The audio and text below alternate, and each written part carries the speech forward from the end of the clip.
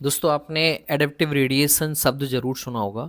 जब भी आप डार्विन की थ्योरीज पढ़ रहे होंगे उस टाइम पे आपने समझातंग, डाइवर्जेंट इवोल्यूशन या फिर एलोपैट्रिक स्पीसिएशन, ये 3-4 शब्द सुने होंगे। इन सभी का अगर आप मीनिंग समझेंगे तो सार एक ही तरह से निकल के आएगा। उसे मैं शॉर्ट में समझाने की ट्राई करूँगा, ध्यान से सुनिएगा। कि जब एमएस बीगल नामक जहाज़ पे रिसर्च के लिए जाते हैं डार्विन, तो वो यात्रा करने जाते हैं, बोइस जिसे बोलते हैं समुद्री यात्रा। तो वो जाते हैं गैलोपगोस द्वीप पे, जो साउथ अमेरिका में पड़ता है। तो वहाँ पे 20 से 22 लगभग छोटे छोटे आइलैंड थे, जहाँ पे उन्होंने एक पक्षी देखा जिसका नाम बाद में डार्विन की फिंच पड़ गया था। वो फिंच पक्षी था। अब उन्होंने देखा, वो अलग अलग द्वीपों पे जाके उन्होंने देखा उस पक्षी को। तो पक्षी एक ही था, लेकिन उसकी चोंच कई जगह बहुत लंबी थी, कई जगह बहुत छोटी हो गई थी। अब उन्हें बड़ा आश्चर्य हुआ कि अलग अलग द्वीप पे ऐसे चोंच के आकार में थोड़ी थोड़ी दूरी पर ही इतना अंतर कैसे आ गया।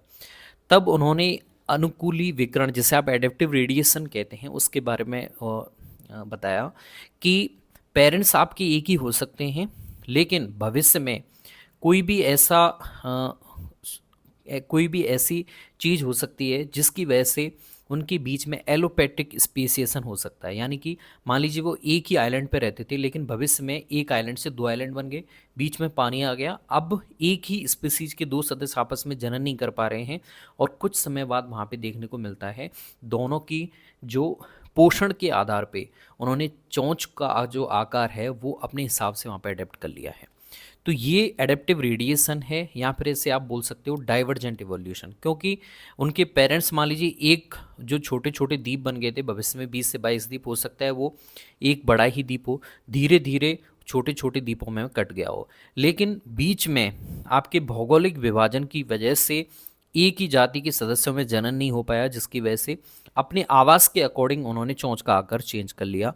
इसी को बोलते हैं आप डाइवर्जेंट इवोल्यूशन। अब समजात अंग क्या होते हैं? ऐसे अंग जो जिनकी जो भ्रूणीय संरचना और उत्पत्ति समान होती है, लेकिन कार्य अलग अलग होता है। ठीक है, तो समजात अंग भी अपसारी विकास से ही माना जाता है। ठीक है, तो इन तीनों टर्म को आप एक साथ समझने की ट्राई कीजिएगा। एलोपैट्रिक स्पीसिएशन ऐसा जाति, जिसे जाति उद्भवन कहते हैं, जिसमें भौगोलिक विभाजन की वजह से एक जाति के सदस्य आपस में जनन नहीं कर पाते हैं, और कालांतर में होता है भविष्य में कि वो अपने अकॉर्डिंगली वातावरण के अनुसार, जिसे आप नेचुरल सिलेक्शन कहते हैं, अगर किसी जाति को वहाँ पे सरवाइव करना है, डार्विन ने ही नेचुरल सिलेक्शन के बारे में बताया कि अगर किसी भी जाति को वहाँ पे रहना है, सरवाइव करना है, तो उसे प्रकृति से संबंध बनाना पड़ेगा, उसके अकॉर्डिंग ही खुद को चेंज करना पड़ेगा। जितना जिस जंतु या फिर जिस जीव का स्टेबलाइजेशन हो